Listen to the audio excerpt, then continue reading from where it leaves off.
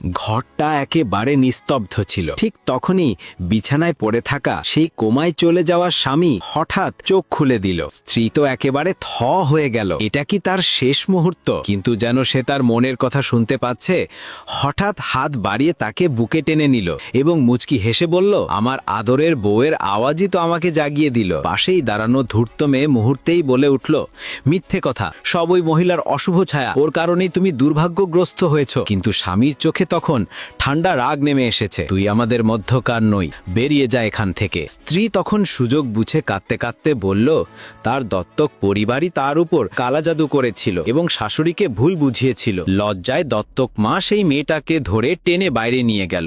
স্ত্রী অজুহাত করল, আমি স্যুপ নিয়ে আসছি, কিন্তু বেরোতেই স্বামী তার হাত ধরে ফেলল। এত তাড়াহুড়ো নয়, আগে পুরনো হিসেব চুকিয়ে দাও। সে তাড়াতাড়ি নিচু হয়ে তার পা ধরে বলল, প্লিজ আমারে সায়রা দাও। স্বামী হেসে উঠল, একটা দুষ্টু বিপজ্জনক হাসি। তার কান দুটো টেনে বলল, তোর অ্যালাউন্স আজ থেকে বন্ধ। তার মুখ একেবারে ম্লান হয়ে গেল, ভিতর ভেতর আগুন জ্বলে উঠল। ঠিক তখনই সে দেখল শাশুড়ি ভেতরে আসছে। সঙ্গে সঙ্গে তার অভিনয় মোড অন, চোখে পানি, গলায় ব্যথা মাখা স্নেহ। মানজি, এ মোরে বকুক বা মারুক, আমি এইডারেই খুব ভালোবাসি। স্বামী তার মনের গালি শুনে ফেলেছিল, রাগে তাকে ধাক্কা দিয়ে সরিয়ে দিল। সে মাটিতে বসে ভুয়া কান্না শুরু করলো।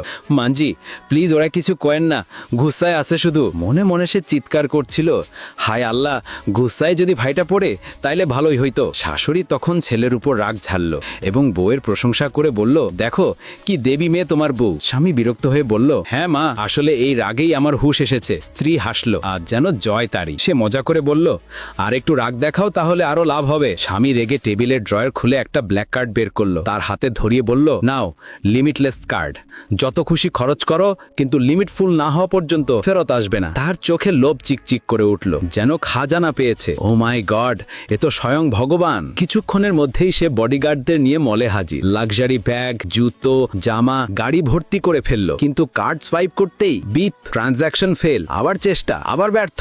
রেগে সে বলল, তাহলে সস্তা কিছু নেই? 6.88 টাকার জিনিস নিল, কার্ড আবার ফেল। লজ্জায় লাল হয়ে বাইরে এলো।